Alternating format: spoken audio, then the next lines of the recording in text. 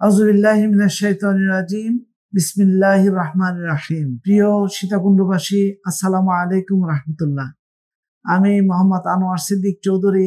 ছাত্র জনতার মুখে যে 5ই আগস্ট ফ্যাসিস্ট সরকার ছিল, তাদেরকে তাড়ানো হয়েছে। এই ছাত্র জনতা একত্রিত হয়ে তার প্রথম বর্ষ পূর্তি উপলক্ষে সকলকে জানাচ্ছি শুভেচ্ছা।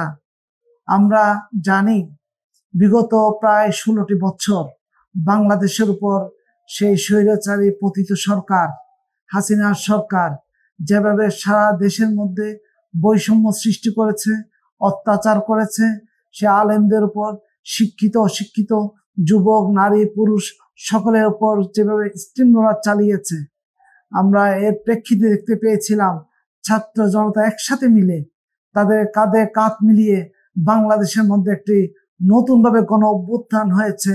আমরা এর প্রথম বর্ষ পূর্তি উপলক্ষে সীতাকুণ্ড সর্বশ্রেণীর মানুষদেরকে নিয়ে উদযাপন করব ইনশাআল্লাহ আগামী 5 তারিখে।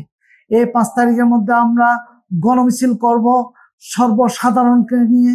এই মিছিলে আমরা অংশগ্রহণ করব ছাত্র জনতার মাধ্যম দিয়ে, আমরা যুব সমাজের মাধ্যম দিয়ে, আমরা পেশাজীবী সকলকে নিয়ে কাঁধে কাঁধ মিলিয়ে দল মত নির্বিশেষে আমরা এই মিছিলে উদ্যোগ নিয়েছি। আপনাদেরকে সকলকে উদাত্ত আহ্বান জানাচ্ছি এই মিছিলে অংশগ্রহণ করার জন্য। আসুন, এটাই মাধ্যমে হতে হবে ফ্যাসিস্ট সরকারের চূড়ান্ত কবর। কারণ আমরা দেখতে পাচ্ছি 1 বছর হতে চলল, কিন্তু এখনো পর্যন্ত যে স্বপ্ন নিয়ে, যে আশা নিয়ে ছাত্র জনতা বিপ্লব ঘটিয়েছে, সেটা এখনো পূর্ণাঙ্গ প্রতিফল হয়নি, পূর্ণাঙ্গ বাস্তবায়ন হয়নি। তারা এখনো অভিযোগ দিচ্ছে বাংলাদেশের মধ্যে আসার জন্য, কিন্তু আপামর বাংলাদেশি ছাত্র জনতা কোনো অবস্থায় তা সহ্য করবে না।